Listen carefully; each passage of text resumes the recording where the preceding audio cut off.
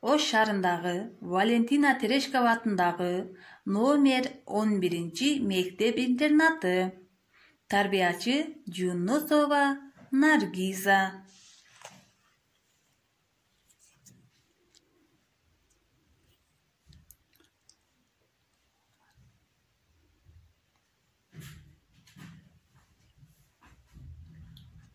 Саламатсыңарбы, менин сүйүктүү окуучуларым? Маанайларыңар кандай? Келгиле маанайларыбызды көтөрүп алсак. Бүгүнкү тарбиялык саатыбыздын темасы булганыч колдун оорулары. Сабагыбыздын максаты өз гигиена эрежелерин сактоону, түшүнүүнү калыптандыруу керек. Күтүлгөн жыйынтыктар: колдун кир аркылуу жуккан оорулар жана алардын алдын алуу тууралуу билет. Колду туура жууп көнүмдөрүн аткарышат.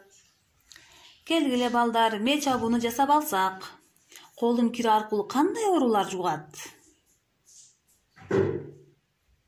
Колду кантип таза жуу керек?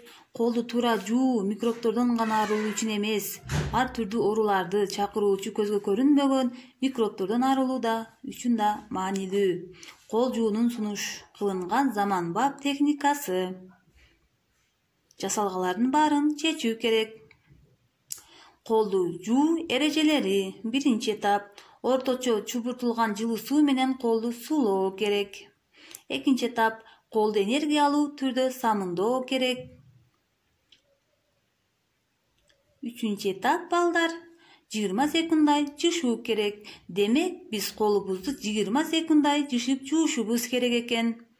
Колдун алаканга тийгизип, манжаларын бири-бирине айкалыштырып, манжалардын арасын таза жуу керек. Бул 4-нчи этап болду балдар. Ал эми 5-нчи этап: айландыра кыймыл жасоо менен самындын көбүгүн оң колдун манжаларынын учу менен сол колдун алаканынын ортосуна жана тескерисинче сүртүү керек. 6-нчы этап: колду суу менен таза чайкоо керек.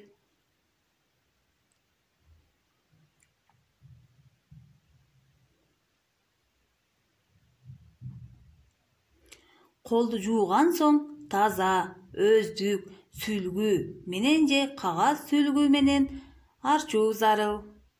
Демек, биз колду жуу эрежелерин үйрөнүп алдык. Анда эмесе алган билимибизди бышыктап алсак. Колду качан жуу керек? Колдун тазалыгы аны жуу убактысынан көз каранды болобу?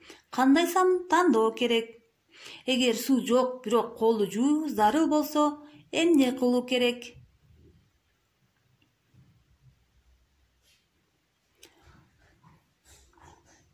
Силерге үй тапшырма.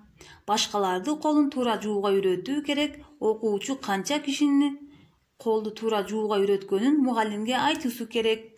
Демек балдар, башкалардын колун туура жууга үйрөтүшүбүз керек экен. Көңүл бурганыңыздар үчүн чоң рахмат.